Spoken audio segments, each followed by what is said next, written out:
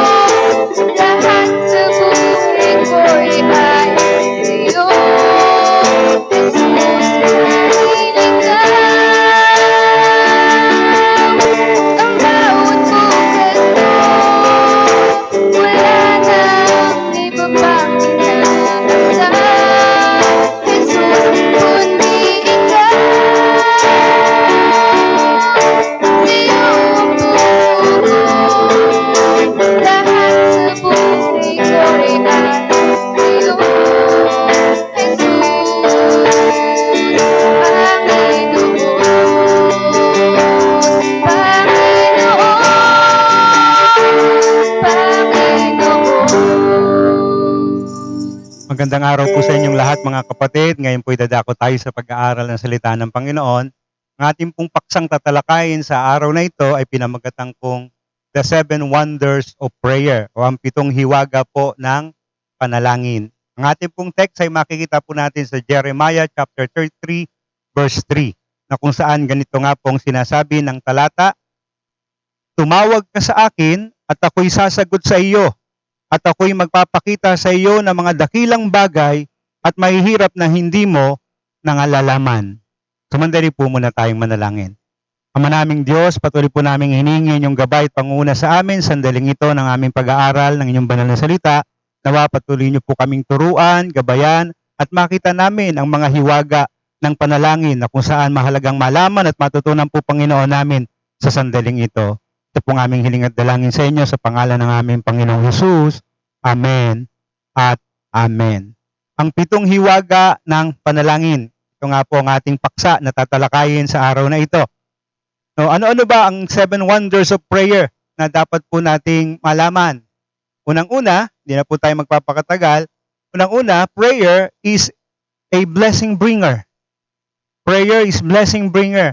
Ang panalangin po ay nagdadala o nagdudulot po ng biyaya o pagpapala sa ating mga buhay. Tulad nga ng sinabi ng Jeremiah 33, ganito po sabi sa wikang Ingles, "Call unto me and I will answer thee, and show thee great and mighty things which thou knowest not." Tumawag ka sa akin at ako'y sasagot sa iyo at ako'y magpapakita sa iyo ng mga dakilang bagay at mahihirap na hindi mo nangalaman.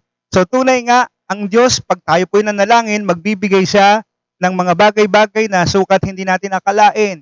May mga hiwaga, may mga himala na magpapahayag ng kanyang kapangyarihan. Kaya napakahalaga na tayo po ay nananalangin sapagkat ang panalangin nga po ay nagdudulot ng biyaya sa ating mga buhay. Marami tayong mga bagay na kailangan, marami tayong mga gustong mapa sa atin. Ito po yung mapapa sa atin at magkakaroon tayo nito kung tayo ay mananalangin. That's why napakahalaga na magawa natin itong araw-araw at regular na pananalangin natin. Because prayer is blessing bringer. Yan po yung unang-unang wonders of prayer. Secondly, prayer is sin killer. Ang panalangin po ay pumapatay ng kasalanan. Sabi nga po ng 1 John chapter 1 verse 9 sa wikang Ingles, "If we confess our sins, He is faithful and just to forgive us our sins and to cleanse us from all unrighteousness."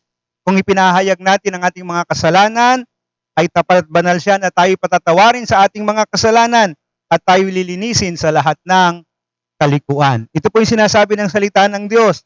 Kaya kapag ang Kristiyano o kahit sinong tao, kahit hindi mananampalataya, pagka po tumawag sa Diyos at nanalangin, ipinahayag yung kanyang kasalanan, nagsisi, ang Diyos ay handang magpatawad.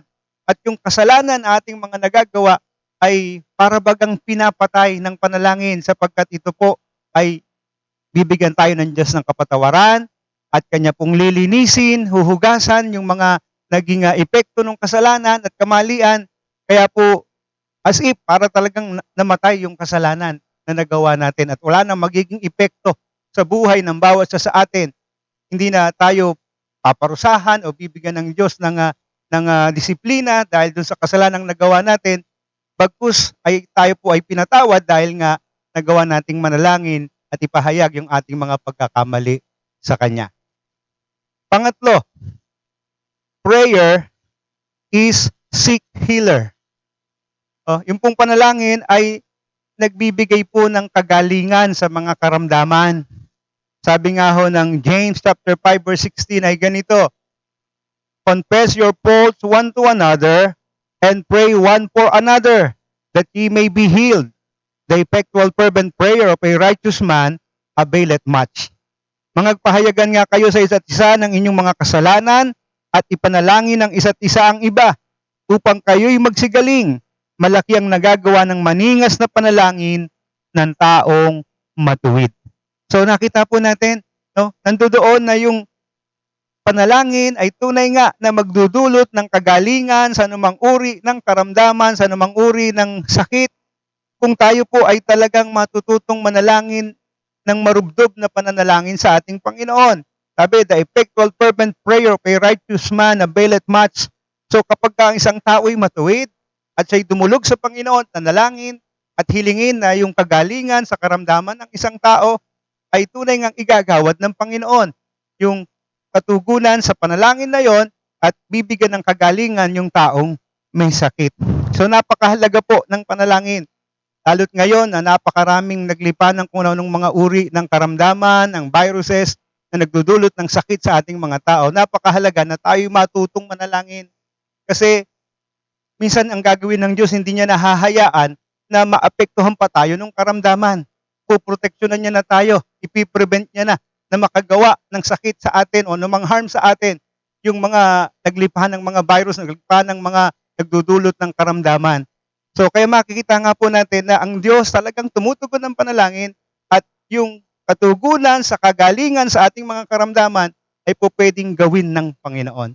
Ang totoo, dahil siya ay makapangyarihan sa lahat, wala pong imposible sa Kanya kapag ginusto niya, pagka niloob niya, kahit anong uri ng karamdaman, kayang pagalingin ng ating Panginoong Diyos. So ito po yung una sa mga tatlong 7 wonders of prayer na ating pag-aaralan. So akin lamang pong tinalakay muna yung unang tatlo para hindi po tayo masyadong magtagal. At sa susunod na broadcast natin ay ating pong tatalakayin yung natitira pang 4. So nawa, mga kapatid, ma-encourage tayo at talo tayong magtapat sa pananalangin dahil nakikita nga natin na ang pananalangin ay tunay na meron po siyang hiwaga. Meron siyang wonders na tinatawag natin. Siguro as a review, tingnan lang natin ulit. Unang-una, prayer is blessing bringer. Secondly, prayer is sin killer. And thirdly, na tinalakay nga po natin, is prayer is sick healer. Nawa, tayo po'y mapagpala ng mga katotohanan ito at lalo pa tayong magbigay ng mahabang panahon sa Diyos ng taimtim na pananalangin upang maranasan natin ang mga hiwaga o yung tinatawag nating wonders na gagawin ng Diyos sa buhay natin kung tayo ay mananalangin. Tayo nga po ay magwakas sa panalangin.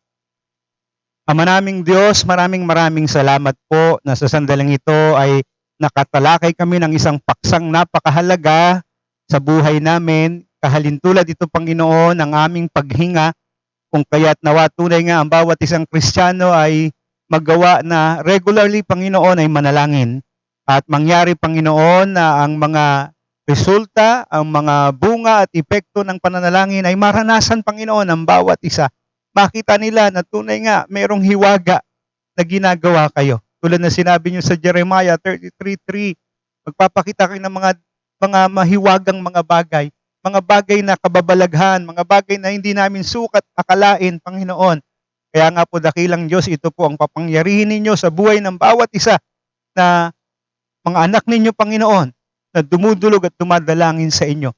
Salamat po ng marami. Pinupuri po namin kayo, dakilang Diyos. At ngayon nga po, patuloy kong idinadalangin sa inyo ang aming mga kapatid na inyo pong ingatan, pagpalain ng mga buhay, proteksyonan sa mga virus na naglipanas o COVID-19, sa iba pang mga variants nito, Panginoon, at patuloy na kayo ang isang mag-iingat at magpapala sa buhay ng bawat isa. Palain nyo at punuan ang mga pangailangan ng aking mga kapatid. At kung meron nga pong may mga karamdaman, Panginoon, sa pangalan ng aming Panginoong Jesus, ipuin nyo nga po sila at pagalingin. Ama, lahat po ng ito ay samot panalangin namin sa inyo sa pangalan ng aming Panginoong Jesus.